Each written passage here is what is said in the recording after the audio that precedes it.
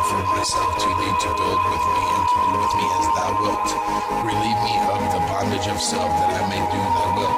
Take away my difficulties, that victory over them may bear witness to those I would help of thy power, thy love, and thy way of life. May I do thy will always. God, I offer myself to thee to build with me and to do with me as thou wilt. Relieve me of the bondage of self that I may do thy will. Take away my difficulties, that victory over them may bear witness to those I would help of thy power, thy love, and thy way of life. May I do thy will always. God, I offer myself to thee to build with me and to do with me as thou wilt. Relieve me of the bondage of self that I may do thy will. Take away my difficulties, that victory over them may bear witness to those I would help of thy power, thy love, and thy way of life. May I do thy will always.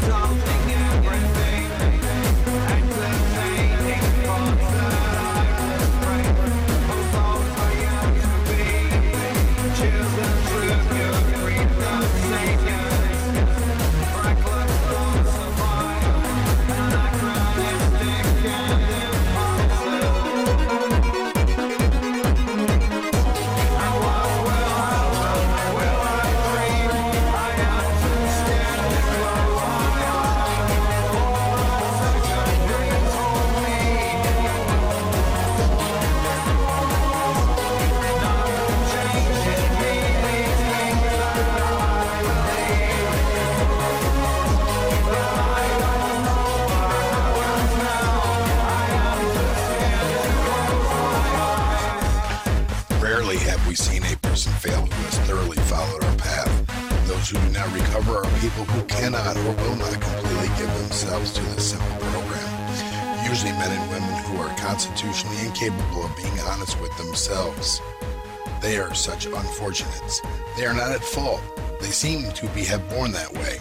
They are naturally incapable of grasping and developing a manner of living which demands rigorous honesty. Their chances are less than average. There are those, too, who suffer from grave emotional and mental disorders, but many of them do recover if they have the capacity to be honest. Our stories disclose in a general way what we used to be like, what happened, and what we are like now.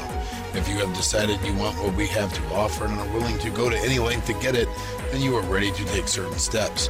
At some of these we balked. We thought we could find an easier, softer way, but we could not. With all earnestness at our command, we beg of you to be fearless and thorough from the very start. Some of us tried to hold on to our old ideas, and the result was nil until we let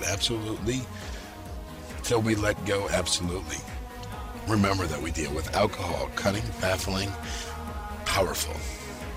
Without help, it is too much for us. But there is one who has all power. That one is God. May you find him now. Half measures availed us nothing. We stood at a turning point. We asked his protection and care with complete abandon. Here are the steps we took, which are suggested as a program of recovery. 1. We admitted we were powerless over alcohol, that our lives had become unmanageable. 2. Came to believe that a power greater than ourselves could restore us to sanity. 3. Made a decision to turn our will and our lives over to the care of God as we understood him. 4. Made a searching and fearless moral inventory of ourselves. 5. Admitted to God, to ourselves, and to another human being the exact nature of our wrongs. 6. We were entirely ready to have God remove these defects of character. 7. Humbly asked him to remove our shortcomings. 8. Made a list of all the persons we had harmed and became willing to make amends to them all. 9. to recommend to such people wherever possible, except when to do so would injure them or others. 10. Continue to take personal inventory, and when we were wrong, promptly admitted it. 11. Sought through prayer and meditation to improve our conscious contact with God as we understood Him, praying only for the knowledge of His will for us and the power to carry that out. 12. Having had a spiritual awakening as a result of these steps, we try to carry this message to alcoholics and to practice these principles in all our affairs. Many of us exclaimed, "What an order! I can't go through with it." Don't be discouraged. No one among us has been able to maintain anything like perfect adherence to these principles. We are not saints. The point is that we are willing to grow along spiritual lines. The principles we have set down are guides to progress. We claim spiritual progress rather than spiritual perfection.